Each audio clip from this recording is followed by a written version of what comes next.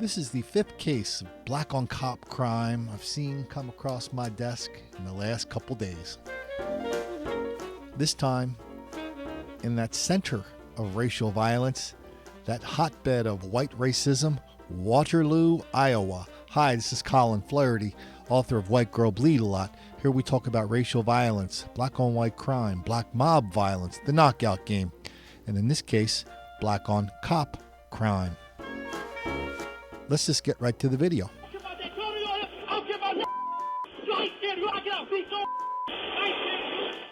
It starts with a domestic disturbance call. The officer tells the man to leave. He isn't happy, but he does. He's gone for a few minutes, then calls the woman you can see there. On the phone, he can be heard screaming. Then the woman tells the officer she wants a restraining order. Then this.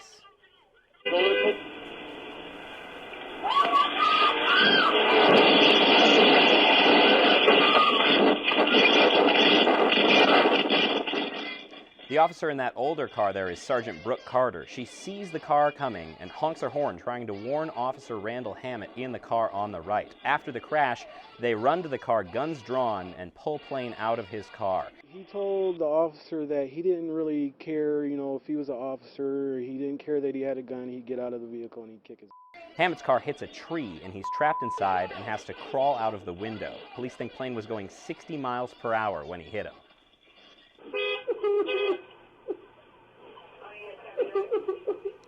As he's arrested, you can hear the suspect on the ground crying on that body mic. And right before that, Officer Hammett gets out of his car, visibly dazed, and the other officers tell him to sit down until help arrives. The officers and suspect are all going to be okay, though they did need to go to the hospital. Now, Chief Trelka told me he's proud of how his officers handled this situation. He said they stayed calm when it was very tough to. As for Plain, police will recommend several charges, including assault on an officer, aggravated assault, and criminal damage. And Trelka told me attempted murder charges are also a possibility based on the speed Plain was going when he hit that officer's car. We've got you covered live here in the newsroom. Michael Crow, KWWL News. All right. Today's events were not Plain's first run-in with the law. According to online court documents, he was charged with assaulting police officers in 2007. Those charges, however, were dismissed. He's also been charged with disorderly conduct and second-degree harassment. I'm here as a follow-up of the incident that happened last night where one of our officers doing a traffic stop was, for no reason,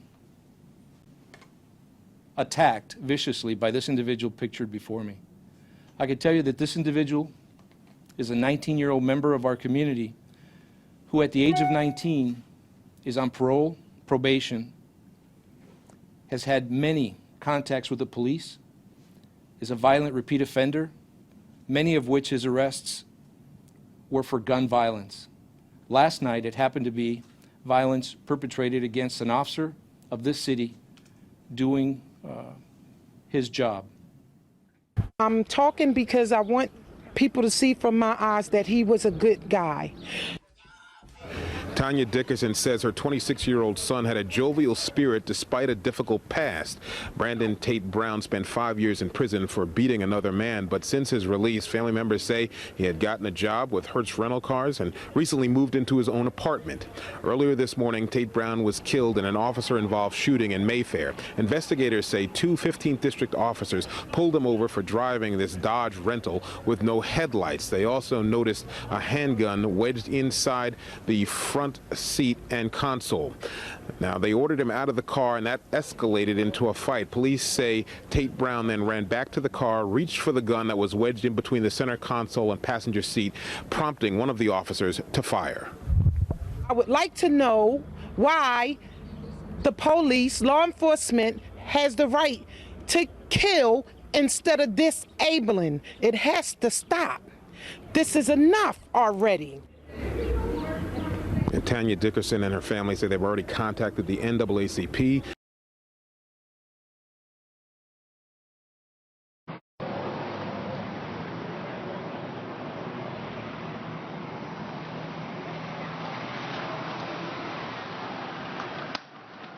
Oh!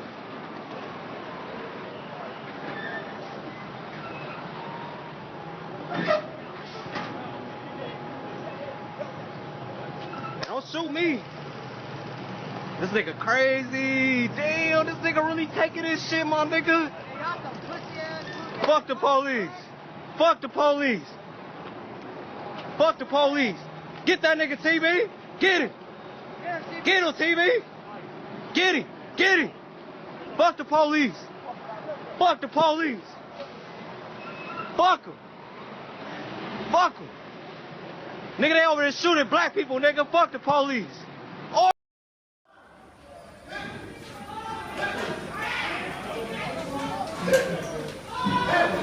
Close the door. Close the door. Pop me with the gun. Pop me with the gun. Damn it. Close the fucking door.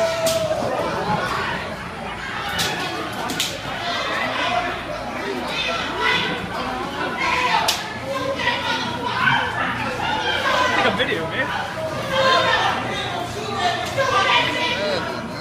See this face? I'm getting this on video, man.